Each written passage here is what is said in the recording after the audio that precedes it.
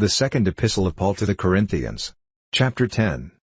Now I Paul myself beseech you by the meekness and gentleness of Christ, who in presence am base among you, but being absent am bold toward you, but I beseech you, that I may not be bold when I am present with that confidence, with which I think to be bold against some, which think of us as if we walked according to the flesh.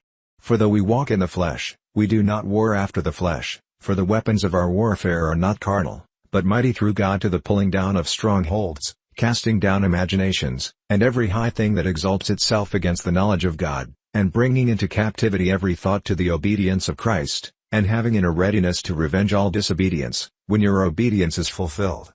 Do you look on things after the outward appearance? If any man trust to himself that he is Christ's, let him of himself think this again, that, as he is Christ's, even so are we Christ's. For though I should boast somewhat more of our authority, which the Lord has given us for edification, and not for your destruction, I should not be ashamed, that I may not seem as if I would terrify you by letters. For his letters, say they, are weighty and powerful, but his bodily presence is weak, and his speech contemptible. Let such an one think this, that, such as we are in word by letters when we are absent, such will we be also indeed when we are present. For we dare not make ourselves of the number, or compare ourselves with some that commend themselves, but they measuring themselves by themselves, and comparing themselves among themselves, are not wise.